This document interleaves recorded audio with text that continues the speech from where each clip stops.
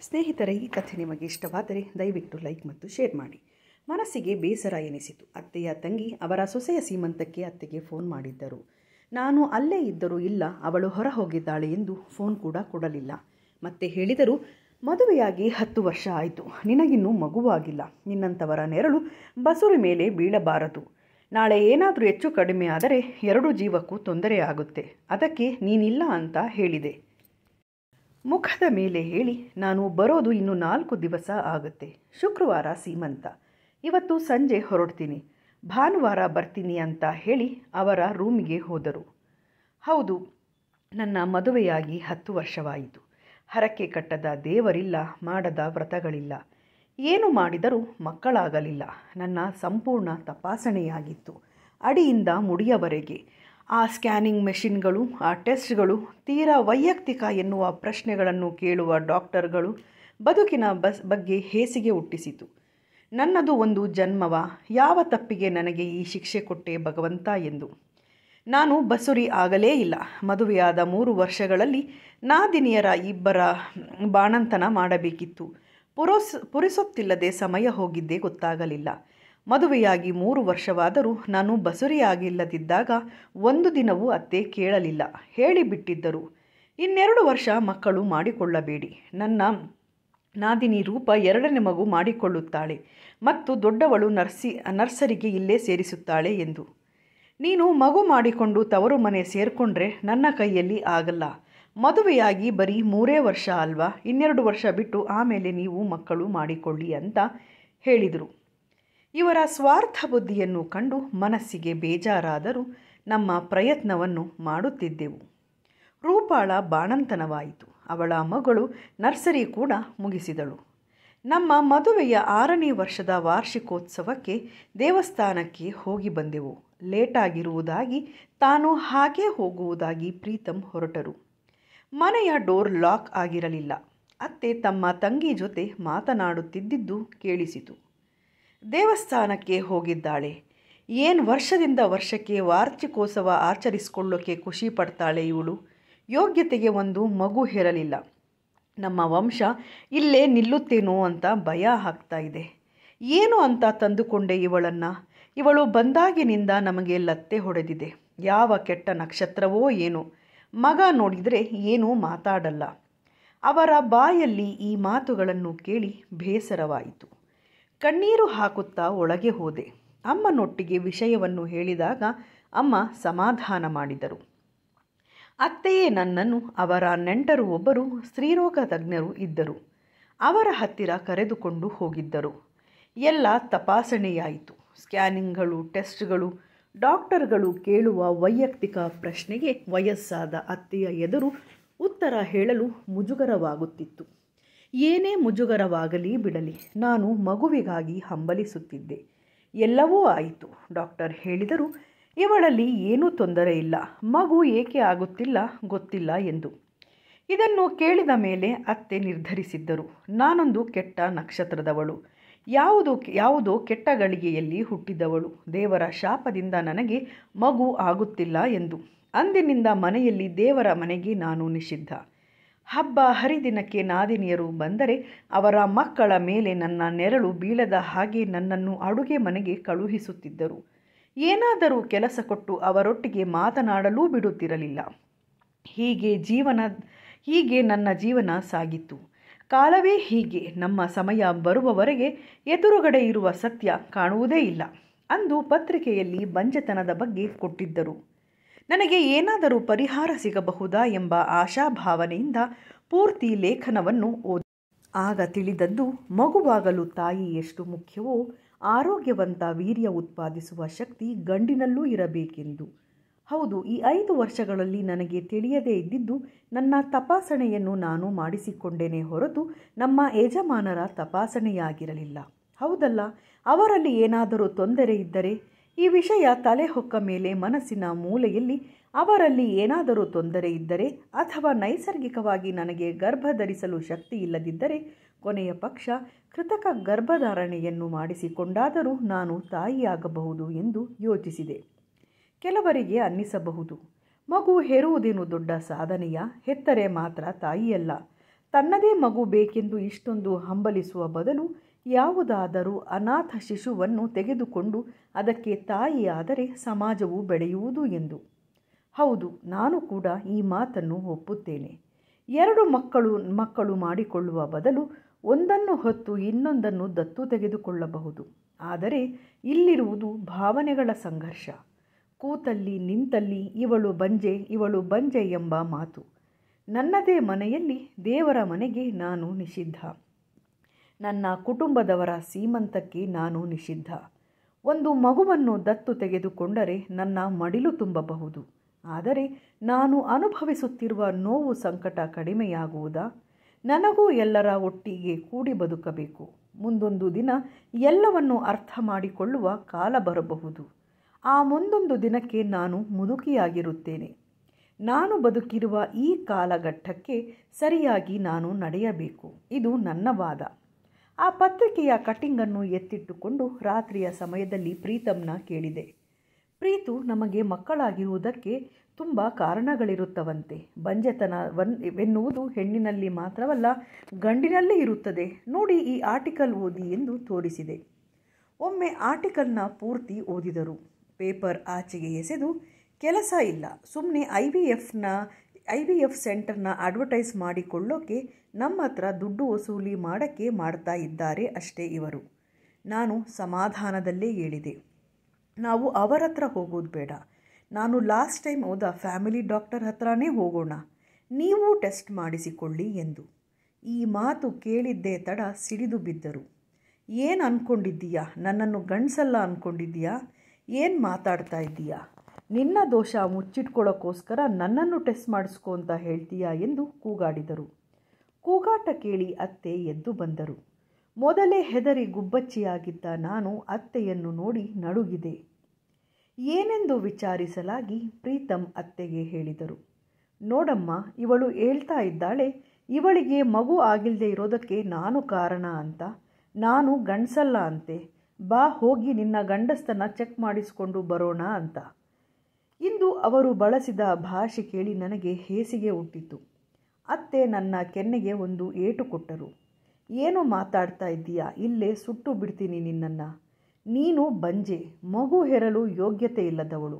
ನನ್ನ ಮಗನ ಮೇಲೆ ಹೇಳ್ತಿದ್ದೀಯಾ? ನಿನಗೆ ಮಗು ಹುಟ್ಟಿಸುವ ಯೋಗ್ಯತೆ ಇಲ್ಲ. ಇನ್ನೂ ತುಂಬ ಕೆಟ್ಟದಾಗಿ ಏನೇನೋ ಮಾತನಾಡಿದರು. ಕಣ್ಣೀರು ಜಾರಿತೆ ಹೊರತು ನಾನು ಒಂದು ಮಾತು ಆಡಲಿಲ್ಲ. ರಾತ್ರಿ ನಿದ್ದೆ ಬರಲಿಲ್ಲ. ನನಗೆ ಇಲ್ಲಿರಲು ಸಾಧ್ಯವಿಲ್ಲ ಎನಿಸಿತು. ದಿನಕ್ಕೆ 100 ಸಾರಿ ನೀನು ಬಂಜೆ ಎಂದು ಮೂದಲಿಸುವ ಇವರ ಮಧ್ಯೆ ಇರುವ ಬದಲು ಎಲ್ಲಾದರೂ ಹೋಗಿ ಸಾಯೋಣ ಎನ್ನಿಸಿತು. ಸರಿ, ನಾನು ಒಂದೆರಡು ನನ್ನ ಬಟ್ಟೆಯನ್ನು ಪ್ಯಾಕ್ ಮಾಡಿ ನನ್ನ ತವರು ಮನೆಗೆ ಹೋದೆ. ಇಷ್ಟು ಬೆಳಗ್ಗೆ ಬಂದ ಮಗಳನ್ನು ನೋಡಿ ಮನೆಯವರು ಹೆದರಿದರು. ನಡೆದ ವಿಷಯವೆಲ್ಲವನ್ನೂ ತಿಳಿಸಿದೆ. ಅಪ್ಪ ಕೂಡ ಹಿಂದಿನ ದಿನ ಬಂದ IVFನ ಜಾಹೀರಾತನ್ನು ನೋಡಿದ್ದರು. ಅವರ ಮನಸ್ಸಿನಲ್ಲೂ ತನ್ನ ಮಗಳಿಗೆ ಮಗುವಾದರೆ ಅವಳ ಜೀವನ ಚೆನ್ನಾಗಿರುತ್ತದೆ ಎನ್ನಿಸಿತು. ಅತ್ತಿಗೆ ಬಂದು ನನ್ನ ಪಕ್ಕ ಕೂತ ತಕ್ಷಣವೇ ಎದ್ದು ದೂರ ಹೋದೆ. ಯಾಕೆ ಪ್ರೀತಿ, ಏನಾಯಿತು ಅಂದಾಗ, ಇಲ್ಲ ಅತ್ತಿಗೆ, ನೀವು ಬಸುರಿ. ನನ್ನ ನೆರಳು ಬಿದ್ದು ನಿಮ್ಮ ಮಗುವಿಗೆ ಏನಾದರೂ ಆದರೆ ನನ್ನಿಂದ ದೂರ ಇದ್ದು ಬಿಡಿ ಎಂದು ದೂರ ಹೋದೆ. ನನ್ನ ಮಾನಸಿಕ ಸ್ಥಿತಿಯನ್ನು ಗ್ರಹಿಸಿದವರು ಬಾ ಇಲ್ಲಿ ಬಂದು ಪಕ್ಕ ಕೂರು ಎಂದು ಗಟ್ಟಿಯಾಗಿ ಹೇಳಿದರು. ಕೊನೆಗೆ ತನ್ನ ತೊಡೆಯ ಮೇಲೆ ನನ್ನನ್ನು ಮಲಗಿಸಿಕೊಂಡು, ಯಾಕೆ ಮಗು ಥರ ಆಡ್ತಾ ಇದ್ದೀಯಾ ಪ್ರೀತಿ? ಭಗವಂತ ಯಾರಿಗೆ ಯಾವುದರ ಋಣ ಇರುತ್ತೋ ಅದನ್ನು ಕೊಡುತ್ತಾನೆ. ನಿನ್ನ ನೆರಳು ಬಿದ್ದರೆ ನನಗೆ ಏನಾಗುತ್ತೆ? ಇದೆಲ್ಲ ಮೂಢನಂಬಿಕೆಗಳು. ನೀನು ಈ ಪಾಪುವಿನ ಸೋದರತ್ತೆ. ನಿನಗೇನಾದರೂ ಮಗು ಆಗಿಲ್ಲ ಅಂದರೆ ನಾನು ಈ ಮಗುನೇ ನಿನಗೆ ಕೊಡ್ತೀನಿ. ನೀನು ಅಳಬೇಡ ಎಂದರು. ನನಗೆ ತಿಂಡಿ ಕೊಟ್ಟರು. ಸೈಕಾಲಜಿ ಓದಿದ್ದ ನನ್ನ ಅತ್ತಿಗೆ ನನ್ನ ವರ್ತನೆಯನ್ನು ಗಮನಿಸಿ, ಏಕೋ ಮಾನಸಿಕವಾಗಿ ತುಂಬ ಕುಗ್ಗಿದ್ದಾಳೆ. ಮೊದಲು ಮಾನಸಿಕ ತಜ್ಞರನ್ನು ಭೇಟಿಯಾಗೋಣ, ನಂತರ ಮುಂದಿನದನ್ನು ನೋಡೋಣ ಎಂದರು. ಅಣ್ಣ ಪ್ರೀತಮ್ಗೆ ಫೋನ್ ಮಾಡಿದರೆ ಕೆಟ್ಟದಾಗಿ ಮಾತನಾಡಿದರು. ಅಪ್ಪ ಮತ್ತು ಅಣ್ಣ ಅತ್ತೆ ಮನೆಯವರನ್ನು ಒಪ್ಪಿಸಲು ಪ್ರಯತ್ನಿಸಿದರು. ಟೆಸ್ಟಿಗೆ ಸುತರಾಮ್ ಒಪ್ಪದ ಪ್ರೀತಮ್ ಗಂಡನ ಗಂಡಸ್ತನವನ್ನೇ ಪ್ರಶ್ನೆ ಮಾಡುವ ಹೆಂಡತಿಯ ಜೊತೆ ನಾನು ಬಾಳುವುದಿಲ್ಲ, ನಾನು ಡೈವೋರ್ಸ್ ಕೊಡುತ್ತೇನೆ ಎಂದು ಪೇಪರ್ ಕಳುಹಿಸಿದ್ದರು.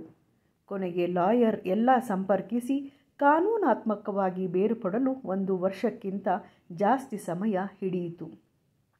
ಜೊತೆಗೆ ಮಾನಸಿಕ ತಜ್ಞರಿಂದ ನನ್ನ ಕೌನ್ಸಿಲಿಂಗ್ಗಳು ನಡೆಯುತ್ತಿದ್ದವು. ನಾನು ಮಾನಸಿಕವಾಗಿ ಸುಧಾರಿಸಿದೆ. ಅಣ್ಣನ ಮಗುವಿನ ಹುಟ್ಟುಹಬ್ಬಕ್ಕಾಗಿ ಒಂದು ಅನಾಥಾಶ್ರಮಕ್ಕೆ ಹೋದಾಗ ಅಲ್ಲಿ ಪುಟ್ಟ ಮಕ್ಕಳನ್ನು ಕಂಡು ಮನಸ್ಸಿಗೆ ಅಯ್ಯೋ ಎನಿಸಿತು. ದೇವರು ಯಾಕೆ ಇಷ್ಟು ಕ್ರೂರಿ? ಇದರಲ್ಲಿರುವ ಒಂದು ಮಗುವನ್ನು ನನ್ನ ಹೊಟ್ಟೆಯಲ್ಲಾದರೂ ಹುಟ್ಟಿಸಿದ್ದರೆ ಅನ್ನಿಸಿತು. ಈ ಮಕ್ಕಳು ಏನು ಪಾಪ ಮಾಡಿದ್ದಾರೆ? ಇವರ ತಂದೆ ತಾಯಿಗಳನ್ನು ಕಿತ್ತುಕೊಂಡಿದ್ದಾನಲ್ಲ ಎಂದು ಬೇಸರವಾಯಿತು. 3 ತಿಂಗಳ ಹೆಣ್ಣು ಮಗುವಿತ್ತು. ಯಾರೋ ಕಸದ ಬುಟ್ಟಿಯಲ್ಲಿ ಹಾಕಿದ್ದಾರಂತೆ. ಅಬ್ಬಾ, ಆ ತಾಯಿಯ ಬಗ್ಗೆ ಕೋಪವೇ ಬಂದಿತು. ಆದರೆ ಮನವು ಹೇಳಿತು ಅವಳ ಪರಿಸ್ಥಿತಿ ಹೇಗಿತ್ತೋ ಏನೋ ಎಂದು. ನಾನು ಅತ್ತಿಗೆಗೆ ಹೇಳಿದ್ದೆ, ನಾನು ಈ ಮಗುವನ್ನು ದತ್ತು ತೆಗೆದುಕೊಳ್ಳಲ ಎಂದು. ನಾವು ಹೋಗಿ ಅಲ್ಲಿ ವಿಚಾರಿಸಲಾಗಿ, ದತ್ತು ತೆಗೆದುಕೊಳ್ಳುವ ಪ್ರಕ್ರಿಯೆ ದೊಡ್ಡದಿರುವುದು. ನಿಮಗೆ ಏಕಾಂಗಿಯಾಗಿ ಮಗು ಏಕೆ ಬೇಕು? ನೀವು ನೋಡಿಕೊಳ್ಳಲು ಶಕ್ತರೆ? ನಿಮ್ಮ ಕುಟುಂಬ ವ್ಯವಸ್ಥೆ ಹೇಗಿದೆ? ಹಾಗೆ ಹೀಗೆ ಏನೇನೋ ನಿಬಂಧನೆಗಳಿವೆ. ಇದೆಲ್ಲ ಮುಗಿಯಲು ಕೆಲವು ವಾರಗಳೇ ಬೇಕಾಗುತ್ತದೆ ಎಂದರು. ತಂದೆ, ತಾಯಿ, ಅಣ್ಣ, ಅತ್ತಿಗೆಯ ಒಪ್ಪಿಗೆಯನ್ನು ಕೇಳಿ ಕಾನೂನಿನ ಪ್ರಕಾರವಾಗಿ ಏನೆಲ್ಲ ಆಗಬೇಕು ಅದನ್ನೆಲ್ಲ ಮಾಡಿ ಎಂದು ಹೇಳಿ ಬಂದೆವು. ಆ ಪುಟ್ಟ ಮಗುವಿಗೆ ಬಾಟಲಿಯಿಂದ ಹಾಲು ಕುಡಿಸುತ್ತಿರುವಾಗ ಅದು ಕುಡಿಯುವ ರೀತಿಯನ್ನು ನೋಡುತ್ತಾ ಮೈಮರೆತಿದ್ದೆ. ಅದನ್ನು ಬಿಟ್ಟು ಬರಲು ಮನಸ್ಸಾಗಲೇ ಇಲ್ಲ. ಮರುದಿನ ನಾನು ದೇವಸ್ಥಾನಕ್ಕೆ ಹೋದೆ. ಭಗವಂತನಿಗೆ ಹರಕೆ ಕಟ್ಟಿದೆ. ದಯಮಾಡಿ ನನ್ನ ಮಡಿಲು ತುಂಬು, ಆ ಮಗುವನ್ನು ನನಗೆ ಕೊಡು ಎಂದು. ಯಾರೋ ನನ್ನ ಬೆನ್ನ ಮೇಲೆ ಕೈ ಹಾಕಿದ ಹಾಗಾಯಿತು. ನೋಡಿದರೆ ನನ್ನ ತಾಯಿ ವಯಸ್ಸಿನ ಒಬ್ಬರು ಪ್ರಜ್ಞೆ ತಪ್ಪಿ ಹಾಗೆ ಬಿದ್ದಿದ್ದರು. ಒಂದು ಕ್ಷಣ ಗಾಬರಿಯಾಯಿತು. ದೇವಸ್ಥಾನದ ಪುರೋಹಿತರಿಗೆ ಅವರ ಪರಿಚಯವಿತ್ತು. ಅವರ ಮನೆ ಹತ್ತಿರದಲ್ಲೇ ಇತ್ತು. ಕಾವೇರಮ್ಮ ಎಂದು ಅವರ ಹೆಸರು. ಅವರು ತಕ್ಷಣ ಅವರ ಮಗನಿಗೆ ಹೇಳಿ ಕಳಿಸಿದರು. ಅವರಿಗೆ ಹೇಳಿದ್ದೆ, ಪಕ್ಕದಲ್ಲಿರುವ ಆಸ್ಪತ್ರೆಗೆ ಸೇರಿಸೋಣ, ನೀವು ಅವರ ಮಗನಿಗೆ ಅಲ್ಲೇ ಬರುವುದಕ್ಕೆ ಹೇಳಿ ಎಂದು. ಇನ್ನೊಂದಿಬ್ಬರು ಸಹಾಯದಿಂದ ಆಸ್ಪತ್ರೆಗೆ ಸೇರಿಸಿದ್ದೆವು. ನಿನ್ನೆಯ ದಿನ ಉಪವಾಸ ಮಾಡಿದ್ದ ಅವರು ಸ್ವಲ್ಪ ಸುಸ್ತಿನಿಂದ ಲೋ ಬಿಪಿಯಾಗಿ ಬಿದ್ದಿದ್ದರು ಅಷ್ಟೇ. ಬೇರೇನೂ ತೊಂದರೆ ಇಲ್ಲ ಎಂದರು ಪರೀಕ್ಷಿಸಿದ ಡಾಕ್ಟರ್. ಗಾಬರಿಯಿಂದ ಬಂದ ಮಗ ರಿಸೆಪ್ಷನಲ್ಲಿ ಕೇಳಿ ಅಲ್ಲಿಯೇ ಬಂದರು. ಏನಮ್ಮ, ಎಷ್ಟು ಸಲ ನಿಮಗೆ ಹೇಳೋದು? ಉಪವಾಸ ಮಾಡಿದರೆ ದೇವರು ನಿಮ್ಮ ಮುಂದೆ ಪ್ರತ್ಯಕ್ಷ ಆಗ್ತಾನಾ ಎಂದು. ಇವರು ಬರೀ ನಕ್ಕರು ಅಷ್ಟೇ. ಕೊನೆಗೆ ನಾನು ಹೊರಡಲು ಮುಂದಾದಾಗ ಅವರು ಮಗನನ್ನು ಪರಿಚಯ ಮಾಡಿಸಿಕೊಟ್ಟರು. ಪ್ರೀತಿ ನನ್ನ ಮಗ ಪ್ರಶಾಂತ್ ಎಂದು ಹೇಳಿ. ಇವರು ಪ್ರೀತಿ, ಇವರೇ ನನ್ನನ್ನು ಸೇರಿಸಿದ್ದು ಎಂದು. ಅವರು ನನಗೆ ಥ್ಯಾಂಕ್ಸ್ ಹೇಳಿದರು. ನಾನು ಮನೆಗೆ ಬಂದು ನಡೆದ ವಿಷಯವೆಲ್ಲವನ್ನು ಹೇಳಿದಾಗ, ಕಾವೇರಮ್ಮನವರ ಗಂಡ ನಮ್ಮ ತಂದೆಯ ಬ್ಯಾಂಕ್ನಲ್ಲಿ ಕೆಲಸ ಮಾಡುತ್ತಿದ್ದರಂತೆ. ಅವರಿಗೆ ಹಳೆಯ ಪರಿಚಯ. ಸಂಜೆ ಹೋಗಿ ಮಾತನಾಡಿಕೊಂಡು ಬರೋಣ ಎಂದರು. ನಾವು 3 ಹೋದೆವು. ಹೀಗೆ ಎಲ್ಲರೂ ಮಾತನಾಡಿಕೊಂಡು ವಾಪಸ್ ಬರುತ್ತಿರುವಾಗ ಮರುದಿನ ನನ್ನ ತಂದೆಗೆ ಒಂದು ಫೋನ್ ಬಂತು. ಕಾವೇರಮ್ಮನವರು ತಮ್ಮ ಮಗ ಪ್ರಶಾಂತನಿಗೆ ನನ್ನನ್ನು ಮದುವೆ ಮಾಡಿಕೊಡಲು ನನ್ನ ತಂದೆಗೆ ಕೇಳಿದರು. ನನ್ನ ಬಗ್ಗೆ ನನ್ನ ತಂದೆ ಎಲ್ಲವನ್ನೂ ಹೇಳಿದರು. ನೋಡಿ, ಮೊದಲು ನಿಮ್ಮ ಮಗನಿಗೆ ಇರುವ ವಿಷಯವನ್ನು ತಿಳಿಸಿ. ನನ್ನ ಮಗಳನ್ನು ಕೇಳುವ ಮೊದಲು ನಿಮ್ಮ ಮಗ ಇದಕ್ಕೆ ಒಪ್ಪಬೇಕು. ಹೀಗಾಗಲೇ ಅವಳಿಗೆ ಮದುವೆಯಾಗಿ 10 ವರ್ಷ ಸಂಸಾರ ಮಾಡಿದ್ದಾಳೆ. ಮಗುವಾಗಿಲ್ಲ ಎಂಬ ಕಾರಣಕ್ಕೆ ನನ್ನ ಮಗಳ ಸಂಬಂಧ ಕಳೆದುಕೊಂಡಿದ್ದಾರೆ ಎಂದು. ಕಾವೇರಮ್ಮನವರಿಗೆ ಪುರೋಹಿತರಿಂದ ಎಲ್ಲ ಗೊತ್ತಾಗಿತ್ತು. ನಾನು ಮೊದಲು ನನ್ನ ಮಗನನ್ನು ಕೇಳಿದ ಮೇಲೆ ನಿಮಗೆ ಹೇಳುತ್ತಿದ್ದೇನೆ ಎಂದರು. ಸರಿ, ನನ್ನ ಮಗಳಿಗೆ ವಿಷಯ ತಿಳಿಸುತ್ತೇನೆ. ಮೊದಲು ಪ್ರಶಾಂತ್ ಮತ್ತು ಪ್ರೀತಿ ಮಾತನಾಡಲಿ. ಅವರಿಬ್ಬರಿಗೆ ಒಪ್ಪಿಗೆ ಆದರೆ ನಮಗೇನು ಅಭ್ಯಂತರವಿಲ್ಲ ಎಂದರು. ನಾನು ಮನೆಗೆ ಬಂದಾಗ ವಿಷಯ ತಿಳಿಸಿದರು. ಮದುವೆಯ ಬಗ್ಗೆ ಆದ ಕೆಟ್ಟ ಅನುಭವದಿಂದ ಇನ್ನೆಂದೂ ಯಾರನ್ನು ಮದುವೆಯಾಗಲಾರೆ ಅಪ್ಪ. ಆ ಮಗುವನ್ನು ದತ್ತು ತೆಗೆದುಕೊಂಡು ನಾನು ಇರುತ್ತೇನೆ. ಜೀವನಕ್ಕಾಗಿ ಏನಾದರೂ ಕೆಲಸ ಹುಡುಕಿಕೊಳ್ಳುತ್ತೇನೆ. ದಯವಿಟ್ಟು ಮದುವೆ ಗಂಡ ಎಂಬ ಕೂಪಕ್ಕೆ ತಳ್ಳಬೇಡಿ ಎಂದೆ. ಅದಕ್ಕೆ ಅತ್ತಿಗೆ ಸಮಾಧಾನ ಮಾಡುತ್ತಾ, ಪ್ರಪಂಚದಲ್ಲಿ ಎಲ್ಲ ಗಂಡಸರು ಪ್ರೀತಮ್ ಥರ ಇರ್ತಾರಾ? ನಿನ್ನ ತಂದೆ ಮತ್ತು ಅಣ್ಣ ಹೇಗಿದ್ದಾರೆ? ಒಮ್ಮೆ ಪ್ರಶಾಂತ್ ಒಟ್ಟಿಗೆ ಮಾತನಾಡು. ನೀನು ಆ ಮಗುವನ್ನು ದತ್ತು ತೆಗೆಯುವ ಬಗ್ಗೆ ಯೋಚನೆ ಮಾಡಿ ಅದರ ಬಗ್ಗೆ ಕೂಡ ಮಾತನಾಡು. ಯಾವುದೇ ಷರತ್ತುಗಳಿಲ್ಲದೆ ನಿನ್ನ ಮದುವೆಯಾಗಲು ಒಪ್ಪಿದರೆ ಎಲ್ಲರೂ ಸಂತೋಷದಿಂದ ಮದುವೆ ಮಾಡಿಕೊಡೋಣ ಎಂದರು. ನಾನು ಸರಿ ಎಂದೆ. ಪ್ರಶಾಂತ್ ಸಂಜೆ ಮನೆಗೆ ಬಂದರು. ಅಣ್ಣ, ಮನೆಯ ಎದುರುಗಡೆ ಪಾರ್ಕ್ ಇದೆ, ನೀವಿಬ್ಬರು ಹೋಗಿ ಆರಾಮಾಗಿ ಕುಳಿತು ಮಾತನಾಡಿಕೊಳ್ಳಿ ಎಂದರು. ನಾವಿಬ್ಬರು ಹೋಗಿ ಕುಳಿತೆವು. ನಾನು ನನ್ನ ವಿಚಾರವನ್ನು ಹೇಳತೊಡಗಿದೆ. ಅನ್ಯೋನ್ಯ ದಾಂಪತ್ಯ ಎಂದೇನಲ್ಲ, ಆದರೂ ನಾವು ಚೆನ್ನಾಗಿದ್ದೆವು. ಮಗು ಇಲ್ಲ ಎಂಬ ಕೊರಗು ಕಾಡುತ್ತಿತ್ತು. ಹಾಗೆ ಬೇರೆಯವರ ಚುಚ್ಚು ಮಾತುಗಳು. ನಾದಿನಿಯರ ಬಾಣಂತನ ಮುಗಿದ ಮೇಲೆ ನನ್ನ ಅತ್ತೆ ತುಂಬ ಕಾಟ ಕೊಡಲು ಶುರು ಮಾಡಿದರು. ಗಂಡ ಏನೂ ಮಾತನಾಡುತ್ತಿರಲಿಲ್ಲ. ಬಂಜೆತನ ಎಂಬುದು ಹೆಣ್ಣಿನಲ್ಲಿ ಮಾತ್ರವಲ್ಲ, ಗಂಡಿನಲ್ಲೂ ಬರುತ್ತದೆ. ಆರೋಗ್ಯವಂತ ವೀರ್ಯ ಉತ್ಪಾದಿಸಲು ಗಂಡು ಅಸಮರ್ಥನಾದರೆ ಅದನ್ನು ಬಂಜೆತನ ಎಂದು ಕೂಡ ಕರೆಯುತ್ತಾರೆ ಎಂದಿದ್ದೇ ಒಮ್ಮೆ. ನೀವು ಪರೀಕ್ಷಿಸಿಕೊಳ್ಳಿ. ನೈಸರ್ಗಿಕವಾಗಿ ಸಾಧ್ಯವಿಲ್ಲದಿದ್ದರೆ ಕೃತಕ ಗರ್ಭಧಾರಣೆ ಮಾಡಿಸಿಕೊಂಡು ಮಕ್ಕಳನ್ನು ಪಡೆಯೋಣ ಎಂದಿದ್ದೇ ಅಷ್ಟೇ. ಅದೇ ನಮ್ಮ ಇಬ್ಬರ ನಡುವೆಯ ಕೊನೆಯ ಸಂಭಾಷಣೆ. ಅವರ ಗಂಡಸ್ಥನದ ಬಗ್ಗೆ ಮಾತನಾಡಿದ್ದಕ್ಕೆ ಅವರ ಅಹಂಗೆ ಪೆಟ್ಟು ಬಿದ್ದು ಅಂದು ಮನೆಯಿಂದ ಹೊರಹಾಕಿದ್ದರು. ಕೊನೆಗೆ ಅದು ವಿಚ್ಛೇದನದಲ್ಲಿ ಕೊನೆಗೊಂಡಿತ್ತು ಅನ್ನುವಾಗಲೇ ಕಂಠ ಗದ್ಗದಿತವಾಯಿತು. ಪ್ರಶಾಂತ್ ಭುಜ ತಟ್ಟಿದರು. ಸಮಾಧಾನ ಮಾಡಿಕೊಳ್ಳಿ ಪ್ರೀತಿ ಎಂದರು. ನಂತರ ತಮ್ಮ ವಿಷಯದ ಬಗ್ಗೆ ಹೇಳಿದರು. ತಾನು ಕಾಲೇಜ್ ಡೇಸ್ನಲ್ಲಿ ಒಬ್ಬರನ್ನು ಪ್ರೀತಿಸುತ್ತಿದ್ದೆ, ತುಂಬ ಗಾಢವಾಗಿ. ಆದರೆ ಆ ಹುಡುಗಿ ನನಗೆ ಮೋಸ ಮಾಡಿ ಕೊನೆಗೆ ನನ್ನ ಗೆಳೆಯನನ್ನೇ ಮದುವೆಯಾಗಿ ನನ್ನಿಂದ ದೂರ ಹೋದಳು. ನನಗೆ ಅಂದಿನಿಂದಲೇ ಮದುವೆ ಹುಡುಗಿಯರ ಬಗ್ಗೆ ತಾತ್ಸಾರ ಹುಟ್ಟಿತು ಎಂದು ತಮ್ಮ ಕಥೆಯನ್ನು ಹೇಳಿಕೊಂಡರು. ಆದರೆ ಅಮ್ಮನಿಗೆ ವಯಸ್ಸಾಗಿದೆ. ತನ್ನ ಮಗನನ್ನು ಹೀಗೆ ಹೇಗೆ ಬಿಟ್ಟು ಹೋಗುವುದು ಎಂದು ಏನಾದರೂ ಹರಕೆ ಕಟ್ಟುತ್ತಿರುತ್ತಾರೆ, ತನಗೆ ಒಂದು ಮದುವೆಯಾಗಲಿ ಎಂದು. ನನಗೂ ಇತ್ತೀಚೆಗೆ ಅರ್ಥವಾಗುತ್ತಿದೆ. ಯಾರೋ ಒಬ್ಬಳು ಮೋಸ ಮಾಡಿದರೆ ಹೆಣ್ಣು ಕುಲವನ್ನೇ ಮೋಸಗಾತಿ ಎನ್ನುವುದು ತಪ್ಪು. ಬೇರೆ ಯಾರೂ ಬೇಡ. ನನ್ನ ತಾಯಿಯೇ ನನ್ನ ತಂದೆಯನ್ನು ಎಷ್ಟು ಪ್ರೀತಿಸುತ್ತಿದ್ದಳು. ಇಬ್ಬರು ಒಬ್ಬರಿಗೊಬ್ಬರು ಹೊಂದಿಕೊಂಡು ಎಷ್ಟು ಚೆನ್ನಾಗಿದ್ದರು. ಹಾಗಾಗಿ ಸರಿಯಮ್ಮ, ಮದುವೆಯಾಗುತ್ತೇನೆ ಎಂದಿದ್ದೆ. ಮೊನ್ನೆ ನಿಮ್ಮನ್ನು ಆಸ್ಪತ್ರೆಯಲ್ಲಿ ನೋಡಿ ಬಂದ ಅವರು ನಿಮ್ಮನ್ನು ಸೊಸೆಯನ್ನಾಗಿ ಮಾಡಿಕೊಳ್ಳಬೇಕು ಎಂದರು. ಪುರೋಹಿತರು ಇರುವ ವಿಷಯವನ್ನು ತಿಳಿಸಿದಾಗ ಅಮ್ಮ ನೇರವಾಗಿ ಹೇಳಿದ್ದರು, ನಿನಗೆ ಒಪ್ಪಿಗೆಯಾದರೆ ಮುಂದುವರೆಯೋಣ ಎಂದು. ಮದುವೆಯಾಗಿದ್ದೀರಿ, ಅದು ನಿಮ್ಮ ಭೂತಕಾಲ. ನನಗೆ ಅದರ ಬಗ್ಗೆ ಯಾವುದೇ ಬೇಸರವಿಲ್ಲ. ನಿಮ್ಮಂತಹವರ ಜೊತೆ ಬಾಳುವ ಅದೃಷ್ಟ ಪ್ರೀತಮ್ಗೆ ಇಲ್ಲ ಅಷ್ಟೇ. ನನಗೆ ಈ ಮದುವೆ ಒಪ್ಪಿಗೆ ಇದೆ. ನೀವು ಒಪ್ಪುವುದಾದರೆ ಮನೆಯಲ್ಲಿ ತಿಳಿಸಿ ಮದುವೆಯಾಗೋಣ ಎಂದರು. ಅದಕ್ಕೆ ನಾನೆಂದೆ, ತಪ್ಪು ತಿಳಿಯಬೇಡಿ, ನಾನು ಒಂದು ಮಗುವನ್ನು ದತ್ತು ತೆಗೆದುಕೊಳ್ಳಬೇಕು ಎಂದು ಯೋಚಿಸಿದ್ದೇನೆ. ಇತ್ತೀಚೆಗೆ ಅನಾಥಾಶ್ರಮಕ್ಕೆ ಹೋದಾಗ 3 ತಿಂಗಳ ಮಗುವೊಂದಿತ್ತು. ಅದನ್ನು ಬಿಟ್ಟು ಬರಲು ಮನಸ್ಸಾಗಲಿಲ್ಲ. ಕಾನೂನು ರೀತಿಯಾಗಿ ಮುಂದುವರಿಯುತ್ತಿದ್ದೇವೆ ಎಂದೆ. ನಿಮ್ಮ ಮಗುವಿಗೆ ತಾಯಿ ಮಾತ್ರ ಸಾಕಾ, ತಂದೆ ಬೇಡವೇ? ನಾಳೆ ಕೇಳಿದರೆ ಏನು ಹೇಳುತ್ತೀರಿ ಎಂದು ನಕ್ಕರು. ನಿಜವಾಗಲೂ ಆ ನಿಷ್ಕಲ್ಮಶ ನಗುವಿನ ಹಿಂದೆ ಇದ್ದ ಪ್ರೀತಿಯನ್ನು ನಾನು ಒಪ್ಪಿಕೊಂಡೆ.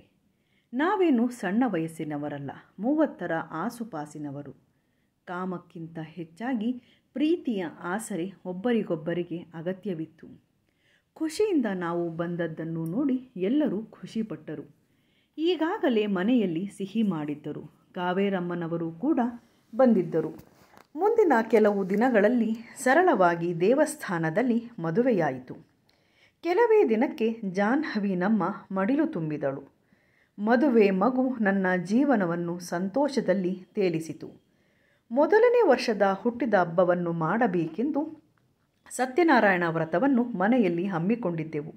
ನನ್ನ ಅಪ್ಪ, ಅಮ್ಮ, ಅಣ್ಣ, ಅತ್ತಿಗೆ, ಅವರ ಮಕ್ಕಳು, ಇನ್ನು ಕೆಲವು ಕುಟುಂಬದವರು ಬಂದಿದ್ದರು. ನನಗೇಕೋ ಸುಸ್ತು.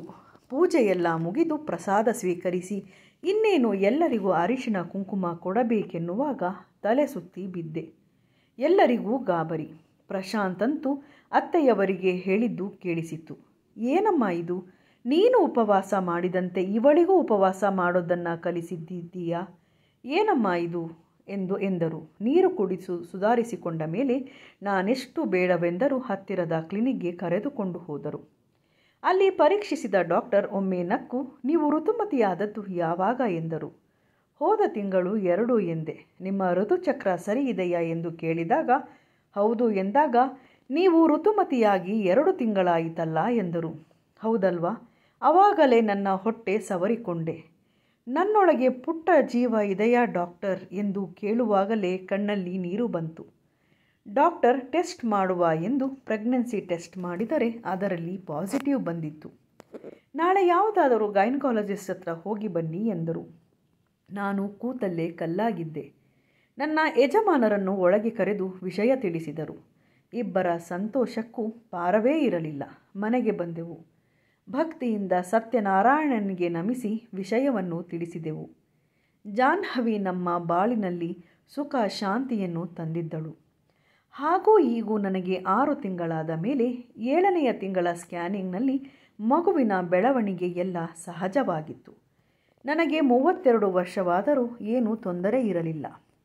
ನನ್ನ ಅತ್ತೆ ಮತ್ತು ಪ್ರಶಾಂತನಿಗೆ ನಾನೊಂದು ಮಾತು ಕೇಳಿದರೆ ನಡೆಸಿಕೊಡುತ್ತೀರಾ ಎಂದು ಬೈಯದೆ ನಡೆಸಿಕೊಳ್ಳುತ್ತೀರಾ ಎಂದು ಕೇಳಿದೆ.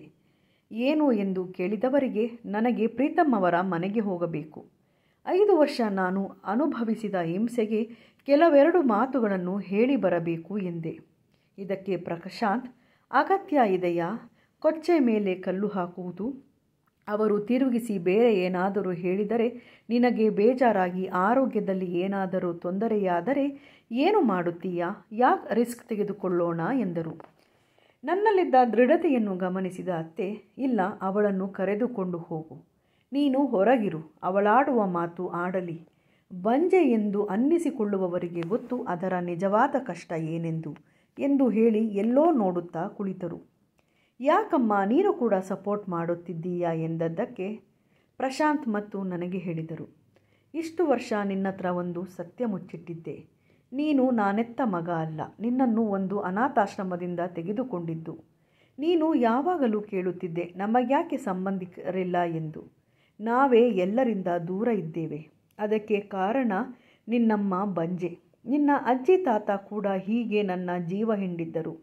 ಈಗಿನ ಕಾಲದಂತೆ ಪರೀಕ್ಷಿಸಲು ಆಗ ವ್ಯವಸ್ಥೆ ಇರಲಿಲ್ಲ. ದೇವರ ಸಂಕಲ್ಪ. ನನಗಾಗಲಿ ನಿನ್ನ ಅಪ್ಪನಿಗಾಗಲಿ ಯಾರಲ್ಲಿ ತೊಂದರೆ ಇತ್ತೋ ಏನೋ ಗೊತ್ತಿಲ್ಲ. ಮದುವೆಯಾಗಿ 15 ವರ್ಷವಾದರೂ ಮಕ್ಕಳಾಗಲಿಲ್ಲ. ಅತ್ತೆ ಮಾವ ಓರಗಿತ್ತಿ ನಾರ್ದಿ ನೀರು ಕೊಡುತ್ತಿರುವ ಕಾಟಕ್ಕೆ ಒಮ್ಮೆ ಬಾವಿಗೆ ಹಾರಿದ್ದೆ. ಅಂದು ಕಾಪಾಡಿದ್ದ ನಿನ್ನ ಅಪ್ಪ ಆ ಊರಿನಿಂದ ಈ ಊರಿಗೆ ಬಂದಿದ್ದರು. ನಾವೆಂದು ತಿರುಗಿ ಅಲ್ಲಿ ಹೋಗಲೇ ಇಲ್ಲ. ಒಂದು ದೇವಸ್ಥಾನದ ಮುಂದೆ 1 ವಾರದ ಪ್ರಾಯದ ನಿನ್ನನ್ನು ಬಟ್ಟೆ ಸುತ್ತಿ ಬಿಟ್ಟು ಹೋಗಿದ್ದರಂತೆ. ಅಂದು ತಂದು ನಿನ್ನನ್ನು ಸಾಕಿದ್ದೆವು. ನಮ್ಮ ಕೈಲಾದಷ್ಟು ಪ್ರೀತಿ ಕೊಟ್ಟಿದ್ದೇವೆ. ಅವಳು ಹೋಗಿ ಆಡಲಿ, ನನಗಂತೂ ಆ ಅವಕಾಶ ಇಲ್ಲ. ಆದರೆ ಇವಳಿಗೆ ದೇವರು ಕೊಟ್ಟಿದ್ದಾನೆ ಎಂದರು. ನನ್ನನ್ನು ಕ್ಷಮಿಸು, ನಿನ್ನಿಂದ ಈ ವಿಷಯ ಮುಚ್ಚಿಟ್ಟಿದ್ದೆವು ಎಂದರು. ಯಾಕಮ್ಮ ಹೀಗೆ ಮಾತಾಡ್ತೀರಾ? ನಾನು ನಿಮ್ಮ ಮಗನೇ. ನಿನ್ನ ಮತ್ತು ಅಪ್ಪನ ಪ್ರೀತಿಯಲ್ಲಿ ಒಂದು ದಿನವೂ ಲೋಪ ಕಂಡಿಲ್ಲ. ಮುಂದಿನ ಜನ್ಮ ಇದ್ದರೆ ನಿನ್ನ ಮಗನಾಗಿ ಮತ್ತೆ ಹುಟ್ಟಿ ನಿನ್ನ ಸೇವೆ ಮಾಡ್ತೀನಿ ಎಂದರು ಪ್ರಶಾಂತ್. ಮರುದಿನ ಬೆಳಗ್ಗೆ ಪ್ರಶಾಂತ್ರೊಟ್ಟಿಗೆ ಪ್ರೀತಮ್ ಅವರ ಮನೆಗೆ ಹೊರಟಿದ್ದೆ. ಅತ್ತೆ ರಾಯರ ಮಂತ್ರಾಕ್ಷತೆಯನ್ನು ತಲೆಯ ಮೇಲೆ ಹಾಕುತ್ತಾ, ಬೇಗ ಬಾ ಪುಟ್ಟ, ಯಾವುದೇ ಭಾವೋದ್ವೇಗಕ್ಕೆ ಒಳಗಾಗಬೇಡ ಎಂದು ಬೀಳ್ಕೊಟ್ಟರು. ಪುಟಾಣಿ ಜಾನು ತೊದಲು ಮಾತನಾಡುತ್ತಾ ಬಾ ಎಂದಳು. ಪ್ರಶಾಂತ್ ಒಳಗೆ ಬರಲಿಲ್ಲ. ನಾನೇ ಹೋದೆ. ಅಂದು ಭಾನುವಾರವಾದ್ದರಿಂದ ನಾದಿನಿಯರು, ಅವರ ಮಕ್ಕಳು ಎಲ್ಲರೂ ಬಂದಿದ್ದರು.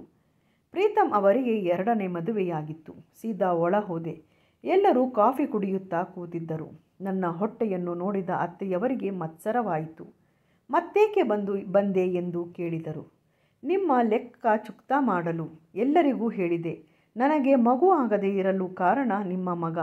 ನಾನು ಈಗಾಗಲೇ ಒಂದು ಹೆಣ್ಣು ಮಗುವಿನ ತಾಯಿ. ದೇವರು ಕೊಟ್ಟ ಮಗಳಿದ್ದಾಳೆ ಮನೆಯಲ್ಲಿ. ಇದು ನನ್ನ 2ನೇ ಮಗು. ಪ್ರಶಾಂತ್ ನನ್ನ ಬಾಳಿನಲ್ಲಿ ಬೆಳಕಾಗಿ ಬಂದಿದ್ದಾರೆ. ನಿಮ್ಮ ಮಗನ ನ್ಯೂನ್ಯತೆಯಿಂದ ನಾನು ತಾಯಿಯಾಗಿರಲಿಲ್ಲ. ನಿಮಗೆ ತಿಳಿದಿತ್ತೋ ಇಲ್ಲವೋ, ಆದರೆ ಒಬ್ಬ ಹೆಣ್ಣಾಗಿ ಇನ್ನೊಂದು ಹೆಣ್ಣಿನ ಬಗ್ಗೆ ಇಷ್ಟು ಕೀಳಾಗಿ ನೀವು ನಡೆಸಿಕೊಂಡಿದ್ದು ತಪ್ಪು. ನಿಮ್ಮ ಮಕ್ಕಳ ಬಾಣಂತನವಾಗುವವರೆಗೂ ಆಳಿನ ರೀತಿ ನನ್ನ ಹತ್ತಿರ ಕೆಲಸ ಮಾಡಿಸಿಕೊಂಡು ಎಷ್ಟು ತುಚ್ಛವಾಗಿ ಕಂಡಿರಿ. ಗುಕ್ಕು ಅನ್ನಕ್ಕೂ ಕಣ್ಣೀರು ಹಾಕಿದ್ದೀನಿ. ದೇವರು ನಿಮಗೆ ಖಂಡಿತ ಒಳ್ಳೆಯದು ಮಾಡುವುದಿಲ್ಲ ಎಂದೆ.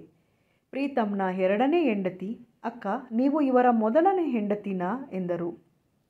ಹೌದು ಎಂದೆ. ನೋಡಿ ಏನು ಹೇಳಿದ್ರು. ನಿಮ್ಮ ಬಗ್ಗೆ ತುಂಬ ಕೆಟ್ಟದಾಗಿ ಏನೇನೋ ಮಾತನಾಡಿದ್ದರು.